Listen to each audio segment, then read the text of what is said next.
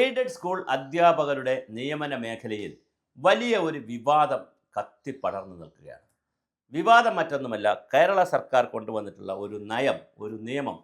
അത് ഹൈക്കോടതികളുടെയും സുപ്രീം കോടതികളുടെയും ഒക്കെ വിധിയുടെ ഫലമായിട്ടൊക്കെ തന്നെയാണ് കൊണ്ടുവന്നത്. അങ്ങനെ കൊണ്ടുവന്ന ഒരു നിയമം, അതായത് 4% അധ്യാപക തസ്തിക, പ്രത്യേകിച്ച് അധ്യാപക തസ്തികയിൽ 4%, 100 പേരെ വയ്ക്കുമ്പോൾ 4 പേരെ ഭിന്നശേഷിയിലുള്ളവരെ വെക്കണം.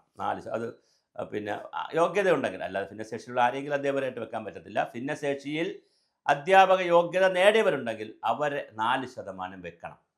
ഇതൊരു വലിയ കീറാമുട്ടിയായി ക്രിസ്തീയ, നായർ, മുസ്ലിം മാനേജ്മെൻറ്റുകളുടെ സ്കൂളുകളിൽ നിൽക്കുകയാണ്. കാരണം അവർക്ക് ആളുകളെ സ്ഥിരപ്പെടുത്താൻ പറ്റുന്നില്ല.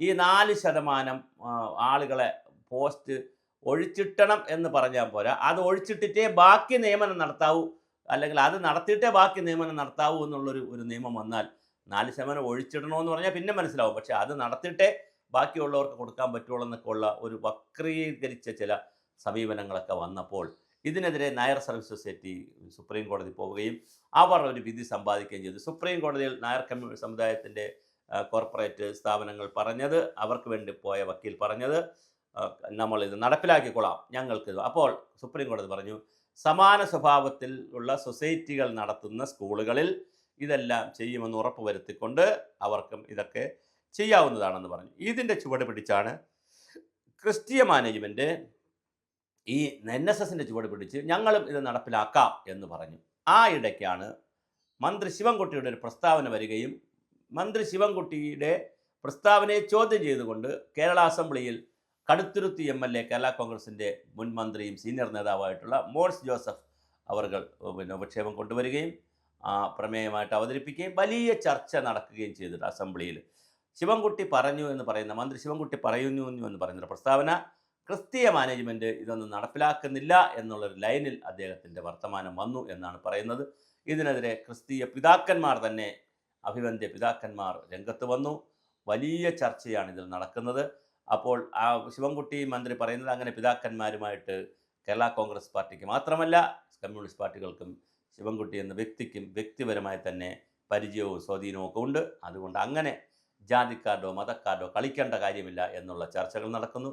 എന്തായാലും ഗവൺമെൻറ് എയ്ഡഡ് സ്കൂൾ മേഖലയിൽ വലിയൊരു പ്രതിസന്ധിയാണ്. കാരണം ഇങ്ങനെ 4%-ൻ്റെ ഈ ഒരു കാര്യം, 4% പോസ്റ്റ് ചെയ്യണമെങ്കിൽ ഒന്നുകിൽ ഓപ്പൺ കോട്ടയിൽ എടുക്കണം, അല്ലെങ്കിൽ ഗവൺമെൻറ് കൊടുക്കണം.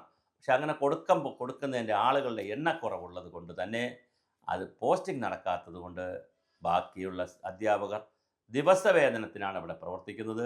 അവർക്ക് ശമ്പളം കൊടുക്കാൻ പറ്റുന്നില്ല, പ്രസവാനുകൂല്യം കൊടുക്കാൻ പറ്റുന്നില്ല, ഒരുപാട് ആനുകൂല്യങ്ങൾ കൊടുക്കാൻ കഴിയുന്നില്ല എന്നുള്ള വലിയ ഒരു ഭിന്നശേഷിക്കാരുടെ പേരിൽ എയ്ഡഡ് മേഖലയിൽ വളർന്ന് അതവസാനം ഒരു സാമുദായിക മതപരമായ വിവേചനത്തിലേക്കൊക്കെ കാര്യങ്ങൾ നീങ്ങുന്ന രീതിയിലുള്ള വളരെ പൊളിറ്റിക്കലായിട്ടുള്ള ഒരു വിവാദമായി വളർന്നു നിൽക്കുകയാണ്.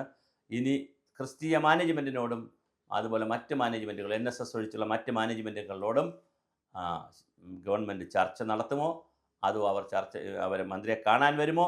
എന്തായാലും എയ്ഡഡ് മേഖലയിലെ ഈ തർക്കം വലിയൊരു പ്രതിസന്ധിയാണ് അധ്യാപക നിയമനത്തിൽ കൊണ്ടുവന്നിരിക്കുന്നത്. ഒരുപാട് ആളുകളുടെ തൊഴിൽ, പലരും വർഷങ്ങളായി നല്ല ഉന്നത വിദ്യാഭ്യാസമൊക്കെ നേടിയതിന് ശേഷം നെറ്റും സെറ്റും PGയും BEഡും എല്ലാം കഴിഞ്ഞതിന് ശേഷം ദിവസക്കൂലിയിൽ പ്രവർത്തിക്കുന്നത് കഷ്ടമാണ്. 4% ഭിന്നശേഷിക്കാർക്ക് ജോലി കൊടുക്കണം. അതോടൊപ്പം ബാക്കിയുള്ളവരുടെ പ്രശ്നം കൂടി പരിഹരിക്കപ്പെടേണ്ടതാണ്.